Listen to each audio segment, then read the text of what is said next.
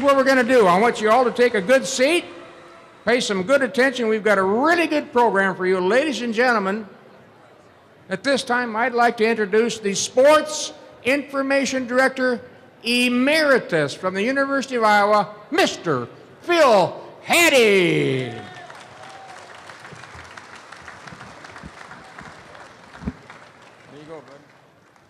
Okay, we're back again for another panel, and once again, welcome to everybody. Today it's great. Earlier today, we had all of the inductees that go into the 2017 class of the University of Iowa Athletic Hall of Fame, and what a great group that was. And now we're going to ask this distinguished team to come up here on stage and sit behind your names. And what an honor again, 1980 Iowa Final Four basketball team. They're being honored this weekend, and this five is representing the team. We've got others here also, and we'll have them take a seat. And as we say their name, we're going to have them stand up. And you can give your applause then. First of all, there's a guard on that team, Bobby Hansen. Bobby, stand up. Bobby played 1980 through 83. He won 4 letters.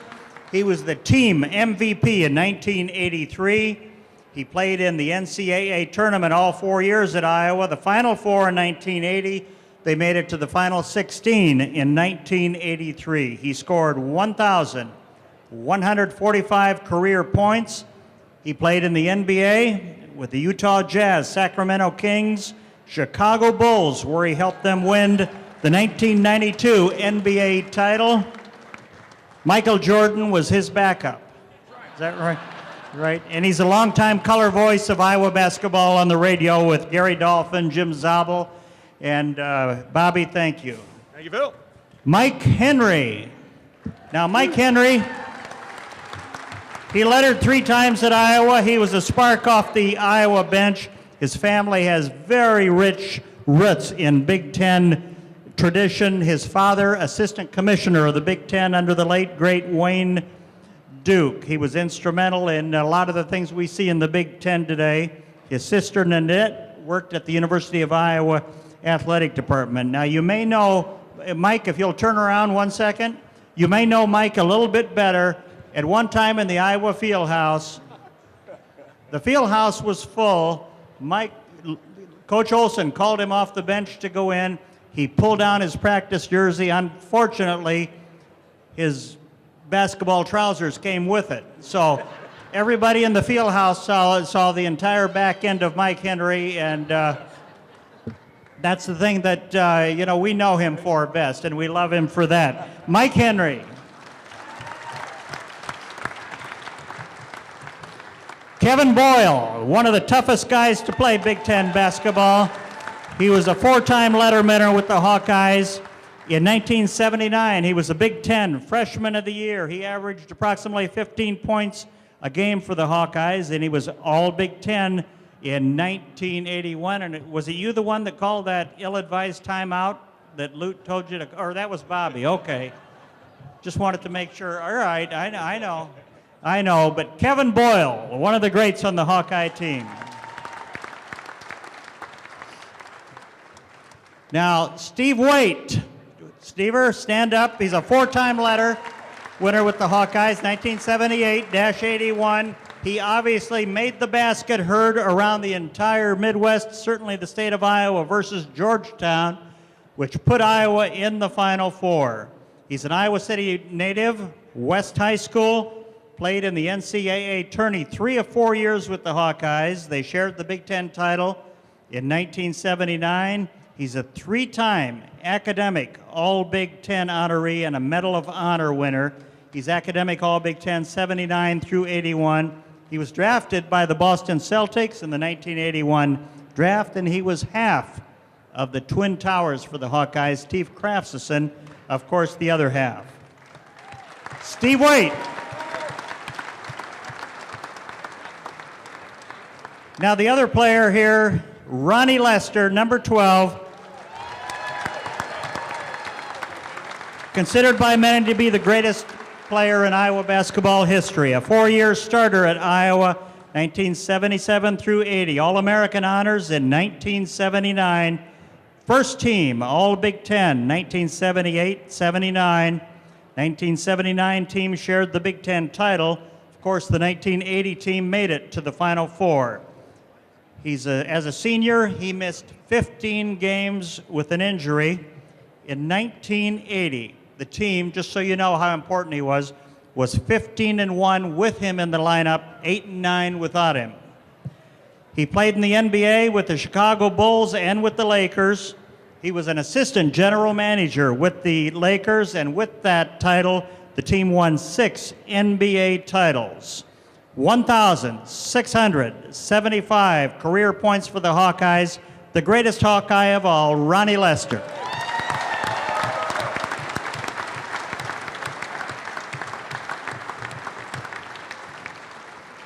Now, a few of these guys, like myself, you can tell have put on a few years, but Ronnie, you look like you could go out and play right now, and if you put a picture of yourself from 1980 next to it, it doesn't look a whole lot different. But we're going to get back to you in a little bit, but you all look very good, and thank you for all coming back and help us honor this team. Now, somewhere out here, we have other members of this 1980 team. Are they out there? Can they stand up? Whoever here? Are you out there somewhere? There's Vince Brookins.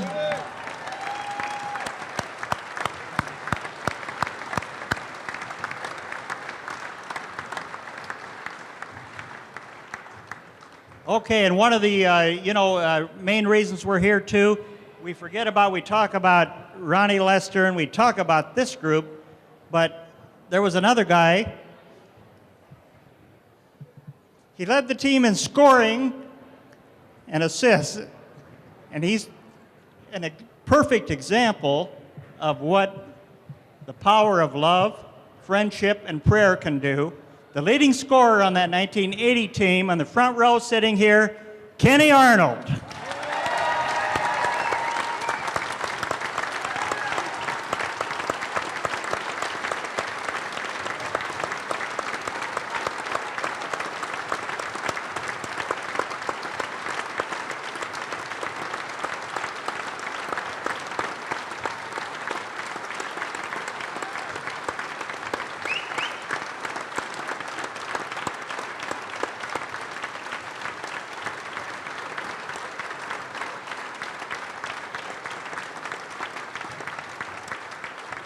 So wonderful to have Kenny here, and he's an inspiration to all of us. And sitting right by him, there's a few more team members. One of the assistant coaches with that team, Kirk Spiro. Kirk, stand up and take a bow. Of course, Lute Olson, the head coach of that team, couldn't be with us. Jim Rosborough, Tony McAndrews, they could not be with us today, and we miss them, but we have a number of the team members here. They're having a reunion tonight, and let's go through all of you right now. You have mics near you, and let's start with Bobby. We'll just work our way down to the end. What stands out now? We're over 30 years, almost 5 years after the fact. What stands out the most, sticks out the most in your minds as far as that team is concerned? As far as that 1980 team? Well, you got to remember back, Phil. You're coming off Magic Johnson and Larry Bird playing in the 1979 Final Four, really put the Final Four on the map in my mind. And then here comes Iowa to play Louisville in 1980. But before that, you talked about 15-1 and 8-9. We had a lot of injuries. Ronnie's knee, I think, went out. Mark Gannon blew his ACL out. Kenny broke his thumb. I broke my left hand. Steve Craftsison was a bundle of tape all the time. So you just had to fill in. Guys did whatever it took, bonded together as a team. And I suppose that's doing whatever it takes. Tony McAndrews, the plane crash, if you remember what Tony went through. Kirk Spiro had to come off being a grad assistant, and they gave him full-time assistant coaching status at that time. He could go out and recruit. So it was a time that the whole team came together. We went to practice and just, who's hurt now, basically, but everybody filled in and got the job done. Once Ronnie got healthy and came back for that final home game, we beat Illinois. And, we've just marched through the 4 games to get to the Final Four. So it's just a close-knit group of guys, and good to see everybody back here, and especially good to see Kenny back here with us all here this afternoon. Isn't that the truth? And I see sitting next to Kirk Spiro, another assistant coach on that team. Butts, stand up. Johnny Butler. Thanks for coming back. It's good to have you. We forget about some of the negatives, of course, your knee, and Tony McAndrews going down in that plane crash. I think pilot was Keith Spurgeon, and he was out in Kentucky recruiting a player, if you remember him, I think by the name of Dennis Johnson, who ended up coming to Iowa. So Tony made it through there, and it was obviously a team of destiny, the fact that he made it through that plane crash. Kevin Boyle, your thoughts? Well, Bobby touched on a lot of things that all of us are remembering as players. I will say one thing Lute Olson used to tell us is the 4 years that you're going to be at Iowa, you're going to develop relationships you're going to have for the next 40 years. And I think that's a testament of our teammates. We've stayed close with one another over the last 40 years. And I will say, Ronnie, I think we were 12-0, I believe, before you went down with an injury at Dayton, if I'm not mistaken. And we thought at that time our All-American is hurt. You know, how is the team going to perform? And I'd have to say Kenny Arnold took over the reins of being the point guard and really did a great job running the team. We were the last team in the Big Ten. We finished 4th, and we were the last team in the Big Ten to get invited into the NCAA tournament. So not only Kenny's performance, but Vince Brookins in the NCAA tournament shot lights out. I mean, he was incredible. Didn't have the three-point shot at that time, but he really carried us through the tournament to get to the Final Four. So some special memories, and we want to thank everybody who remembered those days, and we appreciate your support over the years, and the University of Iowa for putting this on today. So I'm going to enjoy this weekend. My lovely wife is there this afternoon, and we're going to have a good time, and go Hawks!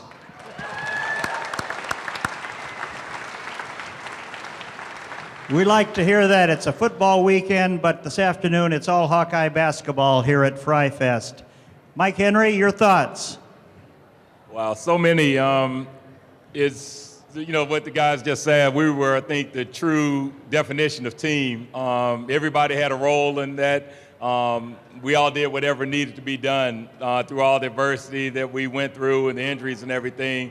Nobody cared who was scoring points or whose name was in the newspaper, whatever. We just did whatever we needed to do to, you know, keep moving forward. And, you know, like Kevin mentioned, what's, you know, great for me is the friendships that have continued for all of these years. And, you know, so glad we're able to get Kenny back here. I know how much it means to him, how hard he's worked to make this happen. And all the support that all these guys have given him. We have the TFL on the shirts that we have for Kenny, Teammates for Life. I think that's, you know, shown right here with everybody here.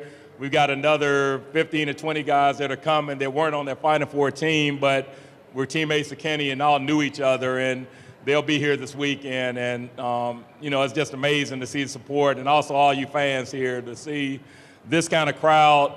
You guys supported us when we were here playing and have continued to do so today, and just want to say thank you to that. And, you know, I'll speak on behalf of Kenny again. Thank you for him.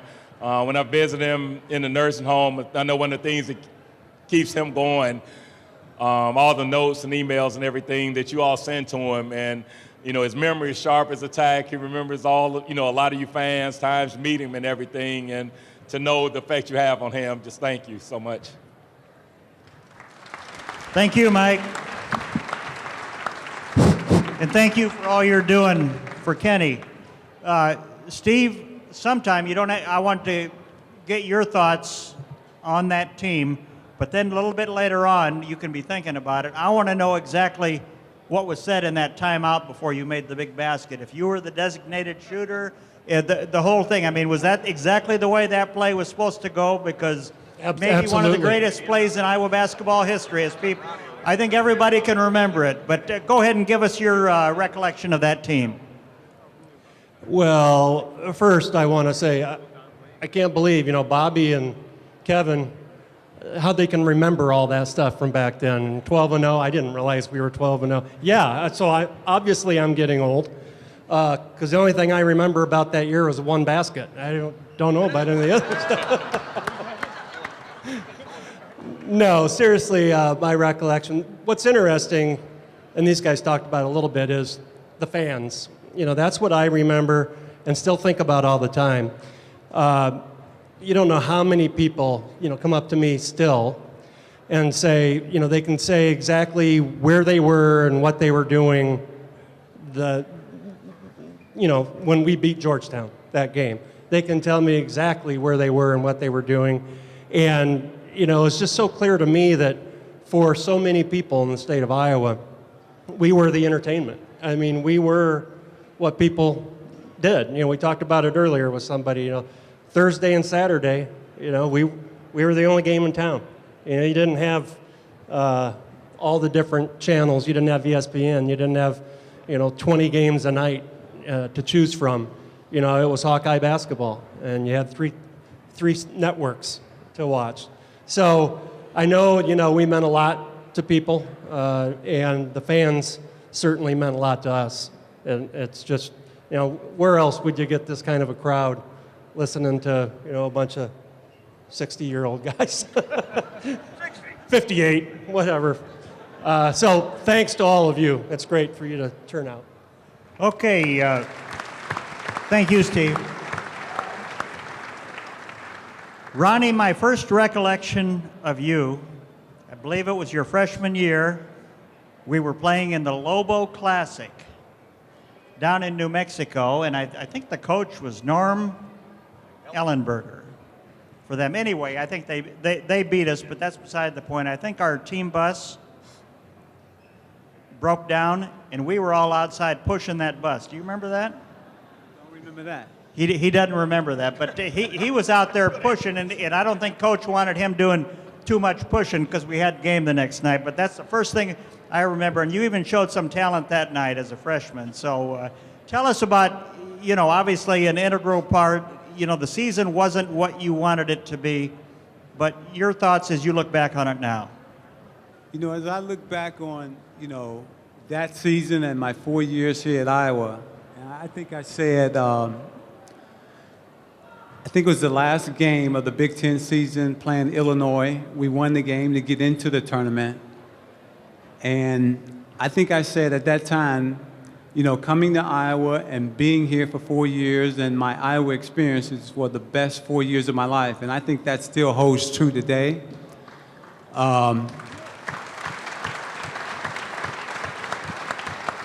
I always had and always will have great respect for my teammates, love and respect for the guys that you play with.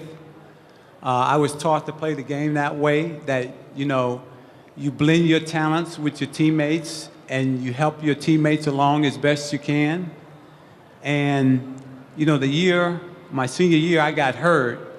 I had a lot of enjoyment with watching these guys play and develop. And when I came back at the end, I didn't want to mess it up because I had missed most of the year.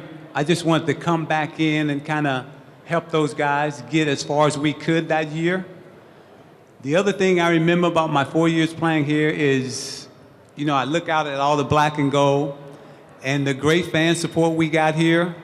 Those are the things that I remember most, 40 years later, is the great fan support and the love and respect of my teammates. That's a good memory to have. And as we look back on it right now, obviously the great Lute Olson coached this team. He went down and had an unbelievable career at Arizona. And to this day, Lute Olson, who is doing fine, I spoke with him last week and he's sorry he couldn't be with us today. To this day, he says the greatest player he ever coached was Ronnie Lester. So that's a testament to Ronnie.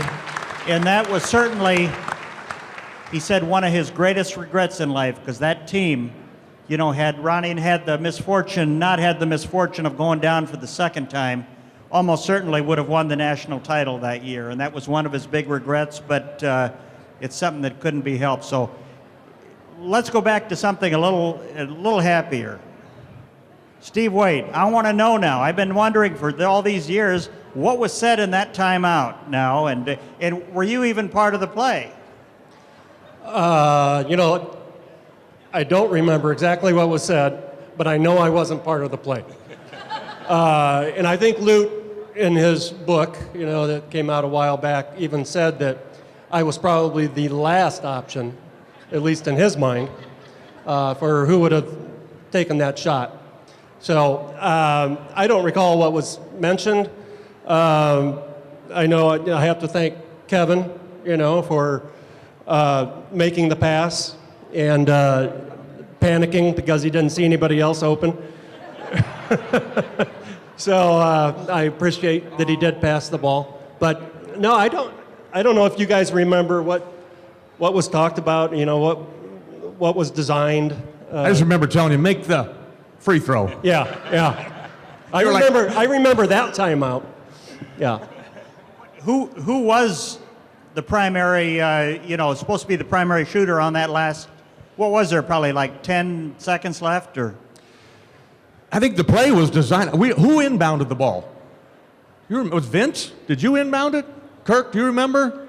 I remember Ronnie. They took away Kenny, and Kevin flashed to receive the pass.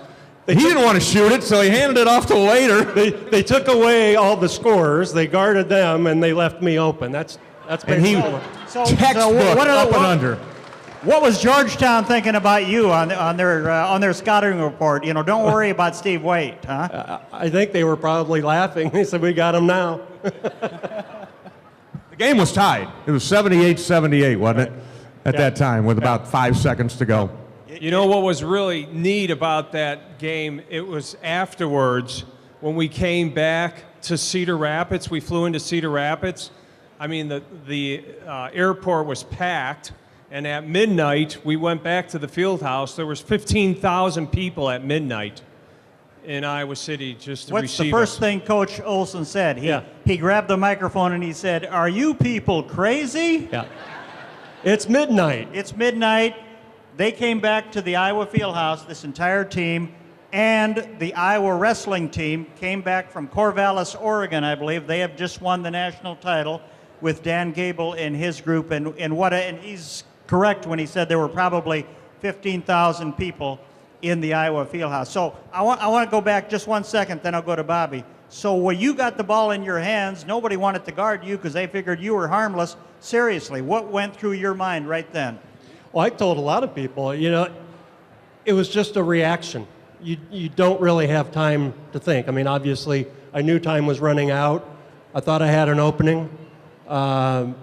Everything just worked out perfectly, but I knew it was going to be me or nobody else because we were running out of time. Waiter, Phil has a picture in his office of you going up and under, textbook, protect the shot with the rim, and Larry Spriggs catches his finger in the net. In the rim, yeah. Blocked it. Do you realize where your athletic and professional career would have gone had you missed that shot? Well, it didn't really go anywhere when I made it, so it can only get worse, I guess. We would have had to relegate you to Iowa State or something like that. I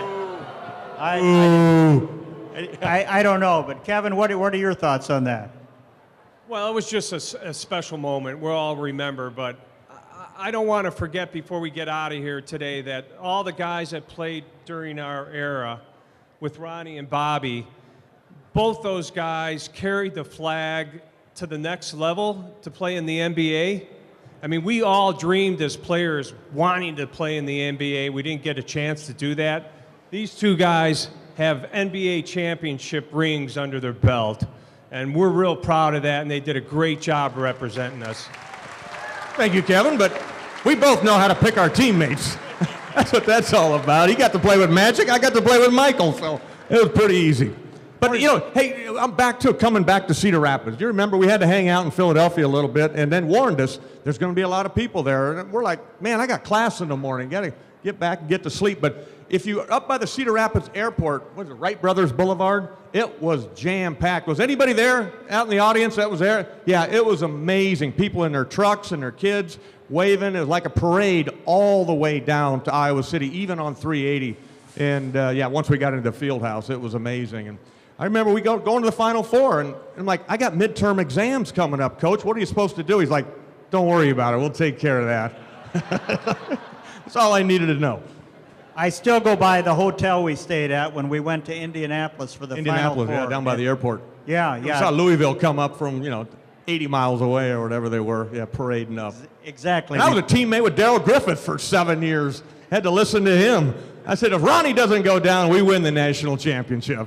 Exactly. He agreed. He said it would have been tougher, but we hung in there. What did we lose? End up losing by 8, I think. But About 8 points. I remember stealing the ball from Griffin, whipping it around, and Vince flushed it on Griff on NBC. Last time it was on NBC, but I had the perfect angle to watch it from half court as Darrell went up to try to block it, and Vince just hammer dunked on top of him. He did indeed. Vince had one of those shots. It was, I think you all remember, it was so flat. There's no way it was going to get over the front part of the rim, and it always seemed to get over there, Vince. And you made those shots, and in the regionals, you were unbelievable. You should have been the MVP in those regionals, and I think you told me you weren't because I don't remember, but somebody else was that shouldn't have been. But yeah, Vince and I talked. I'm like, dude, you were the East Regional MVP. He said, no, I wasn't. I'm like, who was the MVP? He said, Sleepy Floyd from Georgetown. It's like, you got robbed. You are our MVP, Vince. Right there.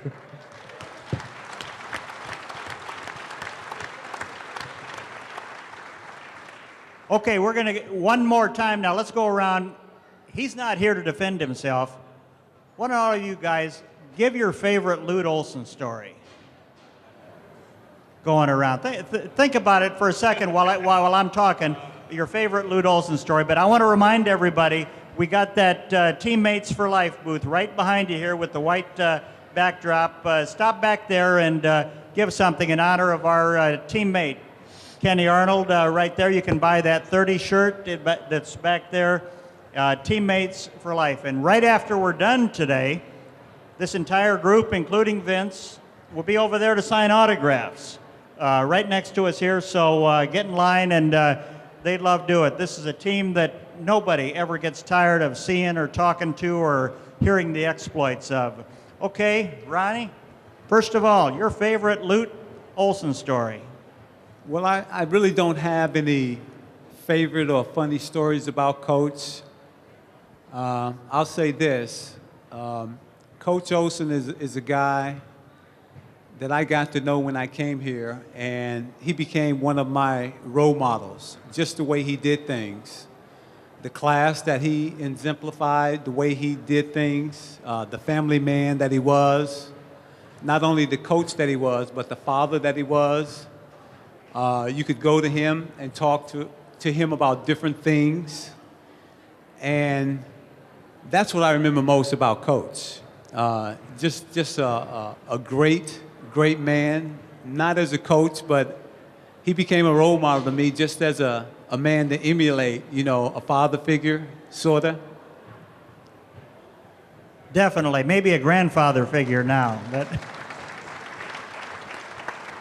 it's a good man. They're erecting a statue in his honor down there in Tucson now, outside the arena. Steve Waite? Well, I have a couple. I think the players all know that Lute never cussed. He never swore. I think, for the 4 years I was there, I only heard him swear one time. Right, Vince? He's not listening. But it was directed towards Vince and myself. Probably more me. Is that what you're saying? We were at Purdue. I think it was halftime. And it wasn't terrible, but I think he said, damn, or something like that. And I think we were all shocked. And he was quite angry at both Vince and myself. But that's the only time I heard him swear. And that was bad for Lute to say that one word. Yeah. He never did. He never did. And so Ronnie talked about the class that he had and how he carried himself, and that's an example. You know, he yelled at me a few times. I remember my senior year, he got a little frustrated with me and stopped practice one day and said, "Steve, wait, whatever happened to your hook shot?" Because I was trying to shoot turnaround jumpers or do things like all these guys knew how to do. And I was known for my hook shot. And so I think I got a shot blocked in practice one day or did something. And he stopped practice and asked whatever happened to my hook shot.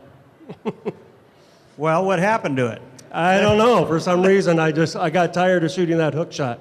I wanted to be like everybody else, I guess. I understand that. Mike? Probably, I'd echo like Ronnie said, just what a great person he was. It's kind of, I guess, personal for me with my relationship with Kenny and everything he's gone through, but when Kenny was probably at his worst, and we all thought he was, trying to figure out what was going on with him a few years ago, Coach Olson was the person who stepped up and was responsible for getting Kenny down to Tucson to get checked out. And we finally figured out what was actually going on with him health-wise, and he wanted absolutely zero credit for doing that. But, you know, he made sure Kenny had everything that he did. And, again, I think it goes back to, you know, the family atmosphere that he promoted and the team concept that he always talked about. And I remember we had dinner while we were down there, and he talked about, you know, his recruiting process and the kind of people that he recruited. And I think all the players will agree. Well, one of the things that was special, that not only recruit good basketball players, blessed to play with all these great guys, but great people. And when recruits came into town here, you know, for business, if any of the players didn't like them, didn't feel like they were fit in, and we said something to them, he stopped recruiting them because it's more important to have good people in the program. And again, I think that shows today with the kind of people, all of us still together, taking care of each other. And, you know, that really means a lot. So, I mean, that's an ongoing memory for me and something, you know, we tried to strive for. I've coached AAU basketball and things like that and tried to instill in my players. And you think all of us have tried to live that sentiment. Before we go to Kevin, I think we also have out here from other Iowa basketball teams some former players. Former Iowa basketball players, stand up out here. Maybe they're already standing up and you won't be able to tell because I saw like Todd Birkenpass out there, and we've got some other players here. John Thanks Darcy for joining us today. Yeah, Darcy. now in Iowa City. Cityan. Darcy and Aarons. Did Aarons make it? Mike Aarons? I'll take your sunglasses off. You might see him. Couple Darcy. memories with Coach Olson. I've got two that stick out. One, Ronnie, you were with the Bulls at the time, was 81, but we got beat by Purdue where they made that phantom call, Jim Bain. Jim Bain. And Lute swore that time. Yeah, I was yeah. right behind him. I heard some dirty words come out of his mouth. And actually the foul was, Kenny Arnold committed the foul and they called it on me, and I don't know how they can confuse Kenny with me. But I remember Lute Olson running down the tunnel, chasing Jim Bain into the locker room and just pounding on the door. So he threw a garbage can at him, too. What's that? He threw a garbage can at Jim Bain. Yeah, he did throw a garbage can at him also, too. The other thing about Lute, he was a great recruiter because all the players' mothers wanted to see him strutting along the sideline for the next 4 years. If I can, I want to add one thing to Kevin's story about the Jim Bain game. I was graduated at the time I was there, and had a kind of unique perspective on that from my dad's standpoint. Is Phil said, you know, he's assistant commissioner of the Big Ten, so of course they heard all the fallout from that. And I don't know if you guys remember, Coach Olson went on his show after that game, on his TV show, and told everybody to write into the Big Ten office to complain about it. And there was literally a full office full of letters, floor to ceiling, from all you great Hawkeye fans. And I was at the office, and Kenny was actually home with me. And we went up to see my dad, and we're sitting there looking through some of these letters, and who walks into the office with Jim Bain? And he looked at me and looked at Kenny and just shook his head. I do remember that. But again, great support by the Hawkeye fans. That's where you change that saying, hell hath no fury like a Hawkeye fan scorned. And in that game, we were scorned. So, Bobby, your Lute thoughts? Olson memory. Well, there's a lot, obviously. And I can't think of Lute Olson without thinking of his wife, Bobby Olson, who we lost, I don't know how many years ago, 15 years ago or what, but that's why I'm Bobby. I was Bob Hansen when I came here, and Lute would always call me when he'd get mad. He's like, Bobby? That just immediately came out of his mouth. So, Bobby, get your behind into the game. Get your head in the game. So that's why I became Bobby Hansen, I guess, from Lute. He'd tell the press and the media that. So that, and the other one was Gannon and I used to go into the sauna with the wrestlers after practice. So some of my memories is naked Lute being in the sauna down there, sweating. You're with the coach. Gable be down there doing push-ups and on the bicycle, all the wrestlers. So, yeah, it's just a couple memories to give you a visual. I remember being in the sauna once and Lute walking out because of something the wrestlers did. And all he did, he looked at him and he said, pigs. You're just pigs. You remember that? I don't know. There's great memories back then, and one person we have to thank for a lot of this is Bump Elliott. He brought on the Hayden Frys, without question, one of the greatest athletic directors there ever was. The Vivian Stringers he brought online, Tom Davis's, you name it. The line is it just keeps going on and on. There's Phil, let me jump on that because that's when Hayden Fry, who we're here honoring FRYfest, that was the year. It was summer of 1979, I think, when Hayden Fry came on campus, which happened to be my freshman year. But these guys were already here, but he came and changed the whole culture of the Hawkeye athletic department, basically. They went to the Steeler uniform. They went to the new Tiger Hawk logo. Was new, and I still prefer the flying Hawkeye logo, to be honest with you. That was flying above the field house over there, but just a quick memory of Hayden Fry, I think, is scratch where it itches, right? He's in. That's what we're celebrating this weekend, and I looked at Kevin Boyle there. I thought that he was doing his Hayden Fry imitation with the glasses, and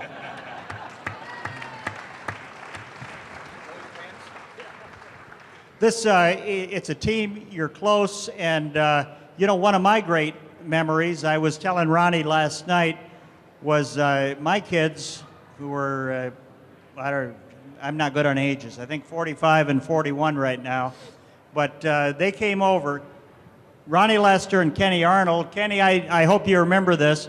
We got a picture of them coming over for one of their birthdays, I think, along with Tony McAndrews and his wife, and they were out in our driveway playing basketball. Kenny Arnold and Ronnie Lester with our two kids, and all of a sudden, we had every little kid within a 4-block radius over in the Hattie driveway playing basketball. But we have a great picture of one of our kids on Ronnie Lester's shoulder and the other on Kenny Arnold's shoulder in our driveway, and it's one of our prized possessions now, and just like every memory we have of Kenny Arnold is a prized possession right now, and we hope that keeps going on for a long time. So, guys, this team was it was something special to all Hawkeye fans. So, what as we go forward right now, what will be your your lasting thoughts of your teammates and everything else as we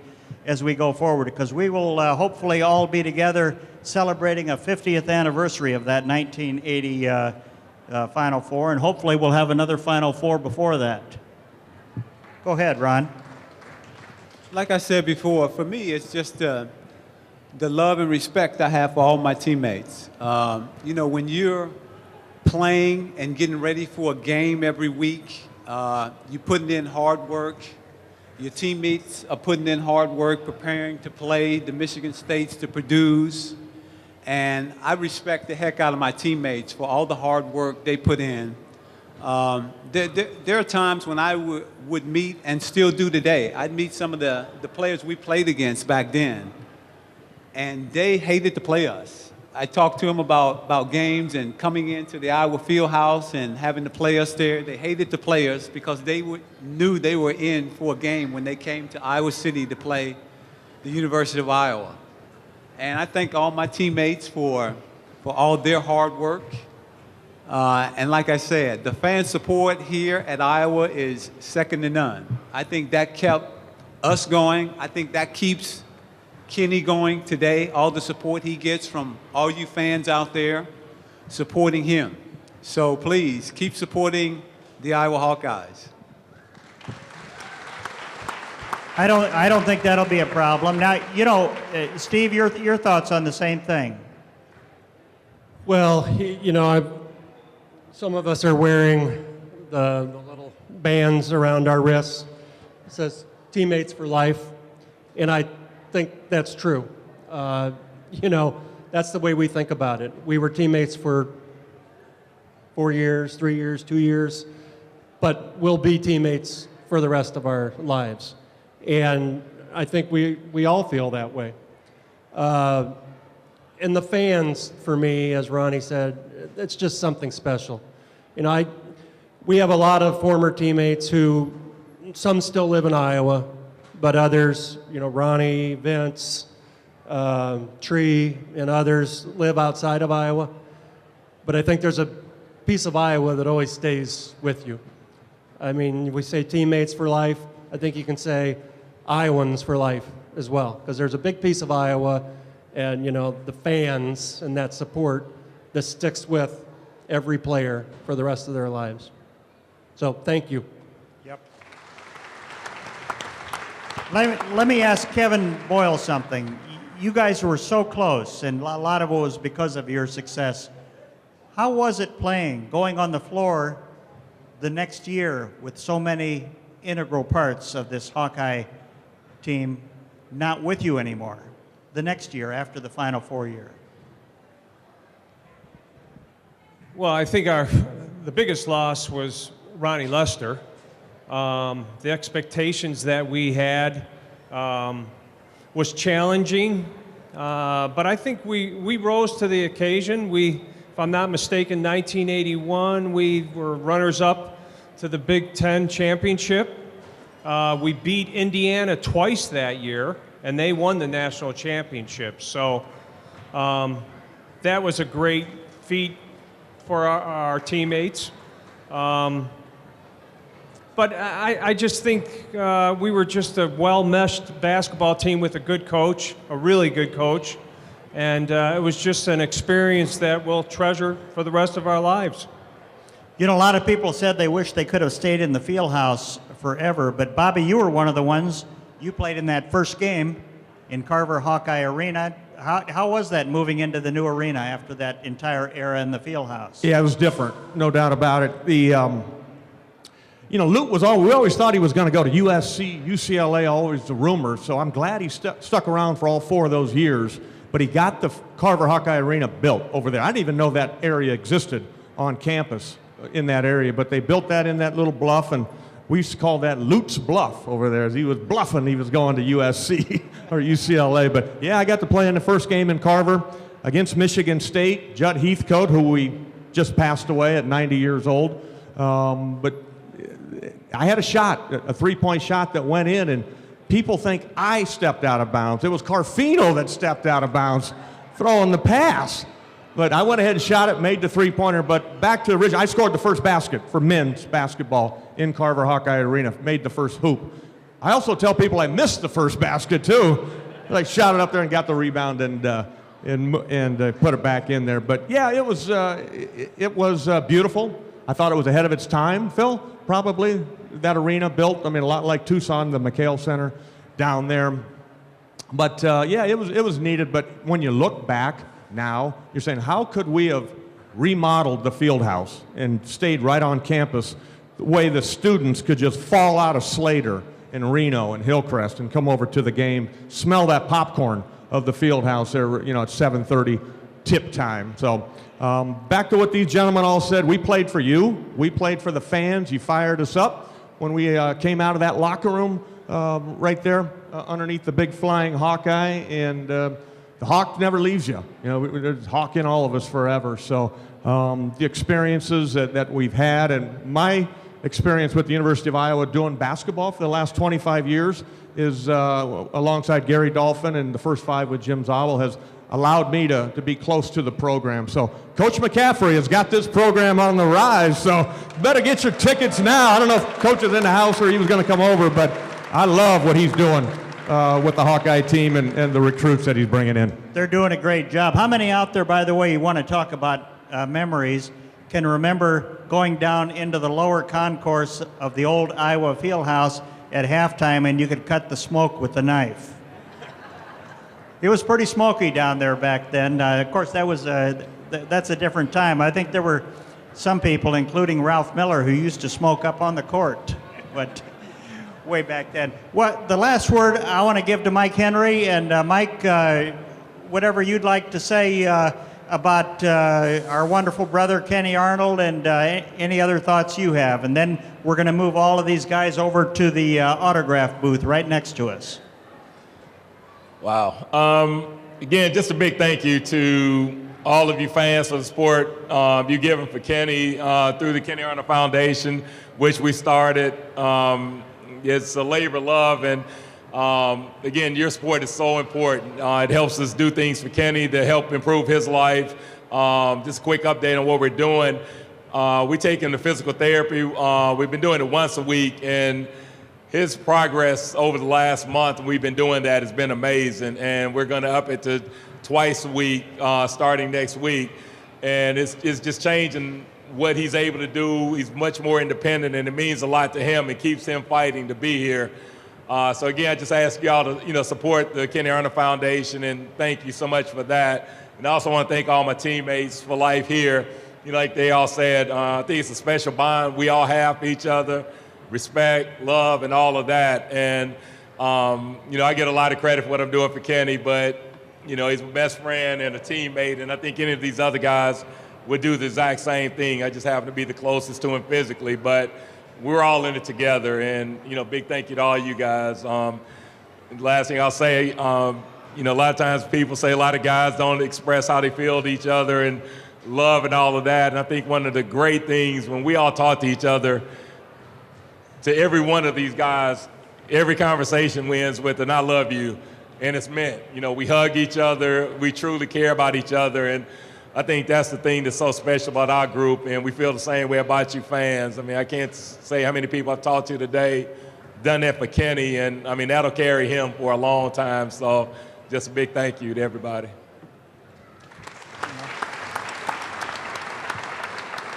Phil, before we wrap it up, I want to point out the Gallaghers. Marty, stand up with your son, because they're a big driver in helping Kenny out. I saw you sitting down there, but Marty's got a company up in Waterloo, Cedar Falls, that called Talk to Me Technologies. It's iPad technology for those that do not have a voice. So senior citizen, people that had strokes.